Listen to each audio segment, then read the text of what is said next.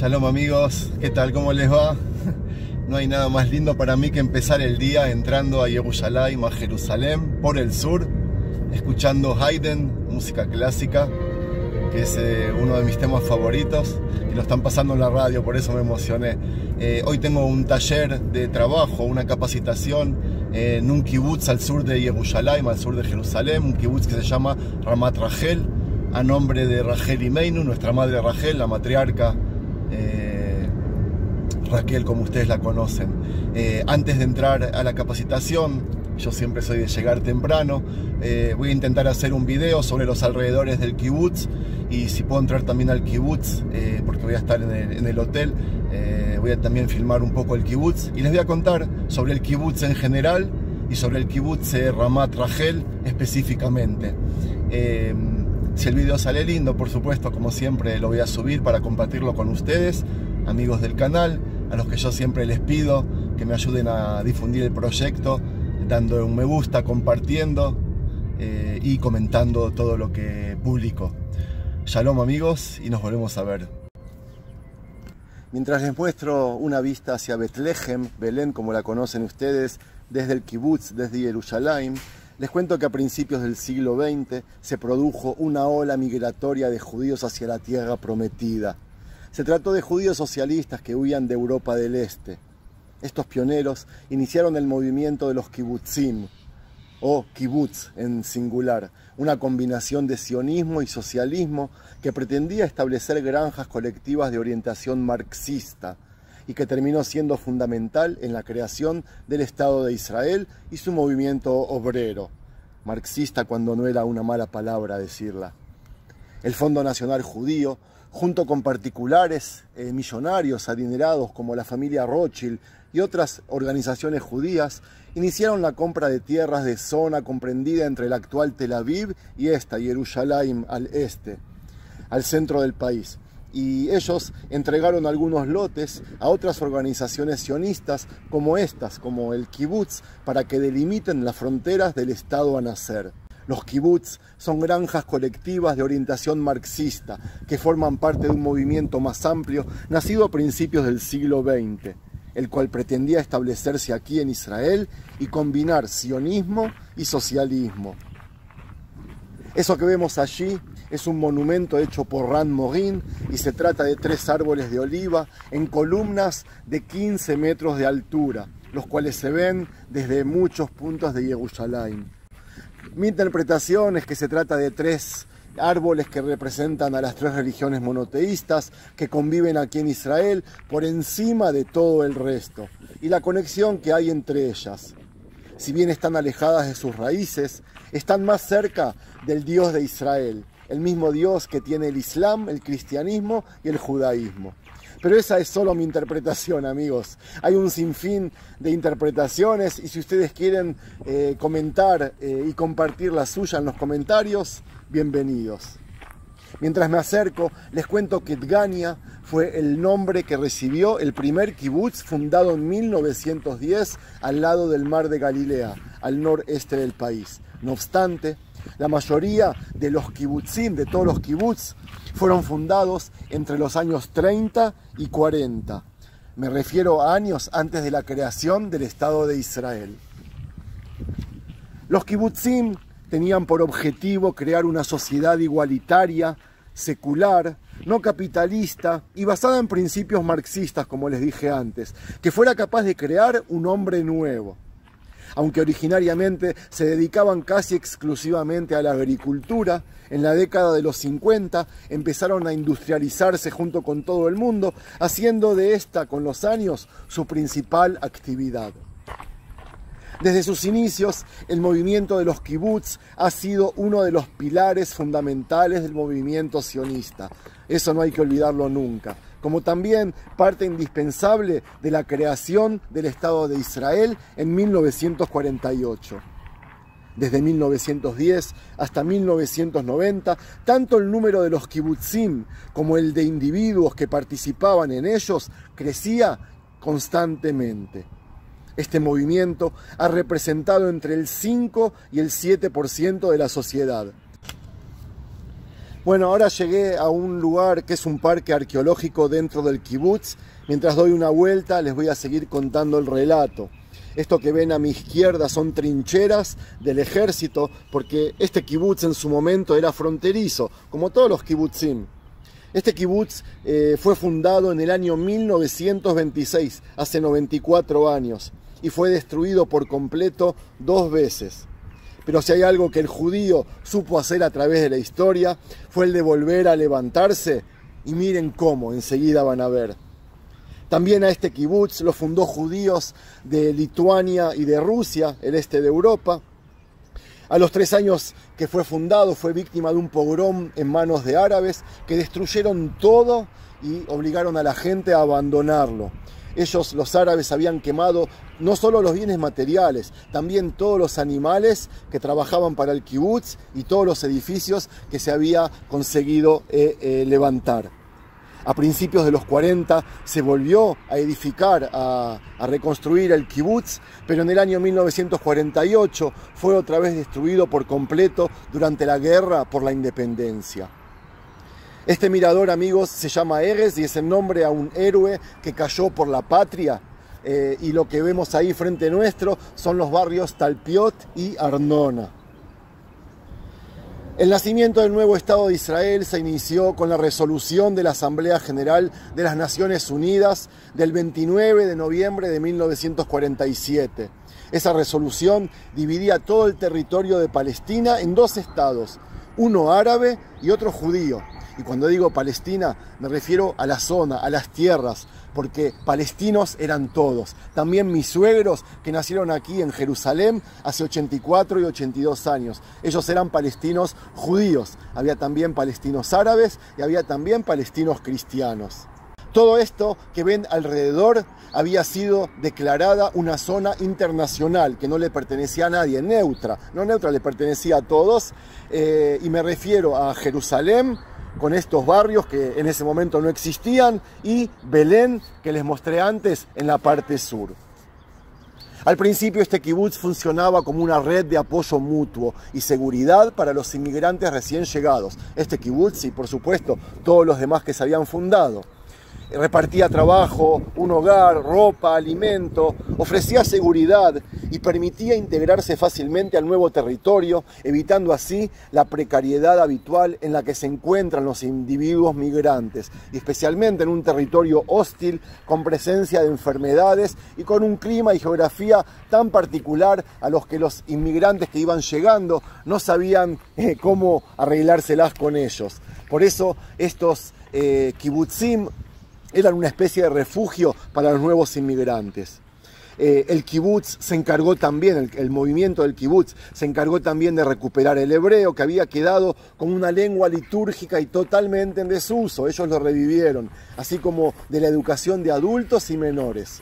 El analfabetismo, que fue rápidamente erradicado dentro de los kibutzim, también fue un fenómeno increíble. Piensen que la gente no hablaba hebreo, ni los adultos ni los jóvenes, o sea, estaban considerados analfabetos, pero rápidamente todo eso se consiguió sobrellevar. En cuanto a la educación de los menores, iba acorde a los valores socialistas. Por eso los menores se criaban colectivamente, rompiendo parcialmente con el modelo de la familia tradicional. Fue un fenómeno increíble. En los años 30 se hizo aquí excavaciones arqueológicas y se encontró una cueva de entierro como las del video que subí ayer. ¿Se acuerdan de los Hashmonaim, de los asmoneos de la época del Segundo Templo? Los invito a revivir el video de ayer. Pinchen aquí arriba del lado derecho en la letra I latina, les va a gustar el video. Además, se encontró aquí restos de esta ciudad bíblica identificada como la ciudad bíblica Netofa. Por aquí, además, amigos, pasaba el Sendero de los Patriarcas. ¿Se acuerdan? Aquella famosa ruta que conectaba los montes de Samaria en el norte con las ciudades sagradas, Yerushalayim, Betlehem, Belén y Hebrón al sur. Pueden imaginarse la importancia histórica de esta colina. Y miren lo que les estoy mostrando ahora. Todas estas son ruinas o excavaciones arqueológicas que aún se siguen haciendo. Más tarde se encontró aquí, en estos restos, un fortín de la época del reino de Yehudá, uno de los últimos antes de exiliarnos por los asirios hacia Babel, hacia Babilonia. La ubicación alta de esta ciudad bíblica la hacía apta para encender una de las antorchas que anunciaba el comienzo del mes del calendario hebreo. Antes no existía el internet, no existía la ciencia, entonces se solía juntar en la ciudad de Modi'in un juzgado, tres testigos que miraban la luna y declaraban cuándo era el comienzo del nuevo mes, porque el calendario hebreo se rige por la luna nueva, no por la luna llena, sino el mes comienza cuando comienza la luna nueva. Y cuando ella es nueva, por lo visto, por lo general no se ve. Por eso se debía hacer un juicio y se debía decretar. Cuando los jueces en Modín decretaban el comienzo de un nuevo mes hebreo, se iba encendiendo antorchas o fogatas en las alturas y así se iba corriendo la noticia que llegaba incluso hasta otros países, amigos. Esto lo atestimonió el rey Irmiau en su libro. Pero escuchen bien. Eizu bnei Binyamin mikereb Yerushalayim ubetkoa taku shofar ube al beit hakerem su masaot. Esto es del libro de Jeremías. En esta zona se encontró monedas y sellos con nombres de reyes, lo que dio testimonio que aquí había mucha actividad durante la época de los reyes de Yehudá. Este capítulo histórico lo voy a dejar para otra oportunidad, amigos. El tema de hoy es el del kibutz y no la Biblia. Aunque como ven, todo en Israel está conectado a las raíces, al Tanaj, a la tierra de Israel. Esa conexión es la esencia de este canal que trata de unir todo y de buscar lo común y no lo que nos separa, amigos. Quiero intentar entrar al kibutz, a la zona residencial, así les muestro cómo viven y sigo el relato sobre la historia del kibutz, de este kibutz y por supuesto del resto. El movimiento de los kibutz había sido una pieza central en la construcción del nuevo Estado por tres razones. Primeramente por tener la capacidad de ejercer un importante efecto llamada y atraer a los miles de judíos de todo el globo para colonizar las tierras adquiridas. Por otro lado, han sido muy relevantes en la defensa de Israel durante la guerra contra la Liga Árabe. Les dije, ellos estaban en las fronteras y como vieron en las trincheras antes se defendían. La tercera razón es que han jugado un papel fundamental en la creación de estructuras de Estado como sindicatos, partidos políticos, así como en la elaboración de un discurso nacional y, como les dije, el desarrollo del hebreo. La población de los kibutz representó en el mejor de sus momentos, como les dije antes, un 7% de la población total de Israel. Aún siendo una parte tan pequeña de la sociedad judía, sus aportes, sus aportaciones fueron siempre fundamentales. En el terreno de agricultura, por ejemplo, su producción representaba un tercio de la población total, de la producción total, perdón. Y sus aportes fueron centrales en la modernización de la agricultura y la introducción de nuevos cultivos. En el terreno político no lo van a creer, pero ellos tenían entre 20 y 30 representantes en un parlamento con 120 diputados. Y junto a los sindicatos eran el pilar del movimiento laborista de Israel, liderado por el carismático personaje David Ben-Gurión, quien hizo el discurso de la Declaración de la Independencia y fue primer ministro de Israel en 2 ocasiones, por si alguien aún no lo sabe. Ya a finales de los años 80, el kibutz entró en crisis y en una etapa de decrecimiento constante. Me refiero al movimiento del kibutz, no a este específico.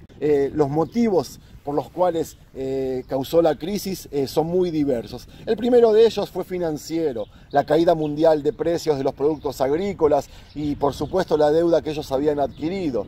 El segundo motivo fue político.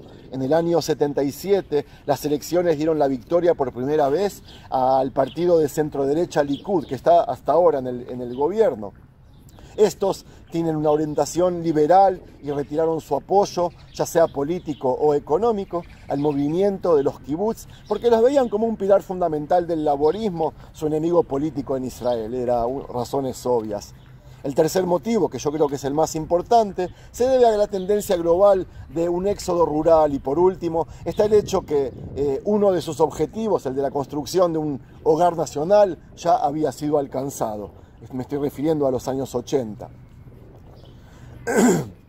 La vida dentro del kibutz actual dista mucho a la forma de vida al inicio del siglo XX. Los primeros kibutz contaban con unos 50 participantes de media, mientras que en la actualidad la media asciende hasta poco más de 400. Hay kibutz que tienen miles de personas. Por hoy son colonias socialistas, se puede decir, pero están en un proceso de afratá. Afratá se dice de privatización, creo que se dice.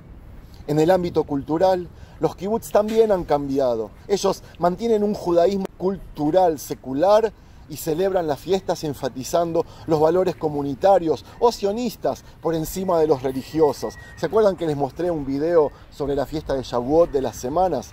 Yo de vez en cuando suelo tocar el tema.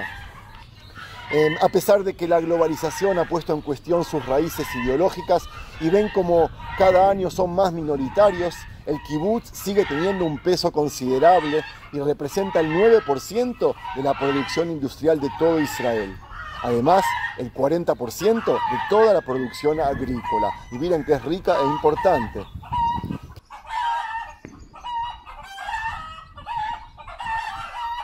Quizás más relevante aún es su papel como actor histórico a la hora de construir un discurso nacional, así como referente para otros movimientos comunitarios del mundo, porque ya actualmente mucha relevancia como la que tenía antes no tiene. Ahora me queda por ver si el movimiento comunal más importante del siglo XX perecerá o bien sabrá adaptarse al siglo XXI y seguir atrayendo nuevos voluntarios a su casa. Por el momento hay en Israel alrededor de 400 kibutzim por todo el país. Ellos están en el norte, en el sur, en el este, en el oeste. Hay algunos kibutzim incluso que no son seculares y son religiosos. Este que vemos en el centro de la capital es una excepción. Por lo general los kibutz están alejados de zonas urbanas y quizás por eso este kibutz está considerado uno de los 5 mejor ubicados de Israel, junto a algunos en la costa mediterránea o alguno aislado como este dentro de una gran ciudad. Amigos, me voy a la capacitación, más tarde en la oficina voy a editar el video y voy a compartirlo con ustedes porque me parece que me salió lindo. Shalom desde Jerusalén.